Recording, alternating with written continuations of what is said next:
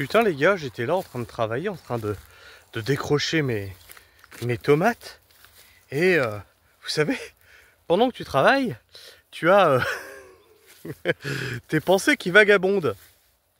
Et je pensais à Cassius Ledy, à Amir là, qui subit pas mal en ce moment, Amir Aposta, qui subit pas mal. Alors j'ai pas été voir la vidéo, je l'ai vu passer sur Twitter, qui apparemment il a pas mal subi, et il parle de quitter les réseaux. Et du coup, de fil en aiguille, mon esprit a vagabondé et a arrivé sur le plan des religions. Et du coup, bon, moi j'ai pas lu le Coran, j'ai pas lu la Torah, hein, moi j'ai lu la Bible. J'ai fait mon catéchisme, j'ai lu la Bible. Et je me suis dit, mais en fait, Jésus, c'était un influenceur. Maintenant, tu vas relire la Bible en te disant ce que je vais te dire. Jésus, on lui a empêché d'accéder au réseau. Ah, et les Romains, ils voulaient pas trop que sa parole se diffuse. Les Romains, le gouvernement, ils voulaient le censurer. Mais il a quand même accédé au réseau. Puis au début, il n'était pas très suivi, tu vois, il n'était même pas très aimé. Hein. Et il a eu du mal à créer des followers, des personnes qui le suivent. Puis de fil en aiguille, il a eu de plus en plus de personnes qui le suivent. Et de fur et à mesure, il a même eu des apôtres. Alors maintenant, tu te dis que, imagine, c'est la Bible des influenceurs en fait. Le mec avait une idée, une façon de penser qu'il voulait diffuser. L'État, ah non, non, trop dangereux pour nous, on veut pas.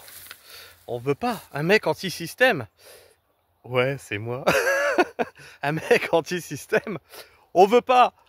Il faut absolument lui empêcher l'accès au réseau. Faut lui empêcher l'accès à telle ville. Faut lui empêcher l'accès aux églises. Faut lui empêcher. Bref, faut le censurer. Hein, démonétisation. Empêchement de parler de certains sujets dans certains lieux, empêchement d'accéder à certaines communautés, etc. etc. D'accord ? Voilà. Mais il finit quand même par réussir à diffuser son message sur YouTube. Enfin, voilà. Et du coup, tu as une file de personnes qui commencent à le suivre.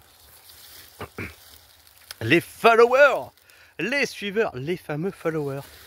Et du coup, au bout d'un moment, il arrive à avoir un certain nombre de communautés qui fait que, ben voilà, il doit quand même avoir des personnes qui ont le même discours que lui et qui sont formées à la vision dont il a. Donc les apôtres qui vont modérer toute cette communauté là, c'est tous ces followers, parce que dedans il y en a peut-être qui sont là pour lui nuire, on ne sait pas.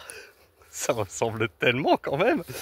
Et puis, arrivé à un certain nombre de suiveurs, de followers, on lui supprime sa chaîne. Il disparaît socialement. La crucifixion. Parce que bah oui, il a trop dérangé l'État. Il a trop dérangé l'ordre établi. Et il finit donc sur la croix. Et en fait, quand tu relis la Bible à partir de Jésus, que tu te dis que Jésus était un influenceur politique, tu te dis que merde, c'est la Bible des youtubeurs. Enfin bref, je sais pas ce que tu penses de tout ça. Moi, mon esprit, des fois, il fait des trucs comme ça rigolos. Alors des fois, je sais pas si vous avez la même chose quand vous êtes au taf. Votre esprit, il vagabonde, et des fois, tu rigoles tout seul des conneries que tu arrives à générer toi-même.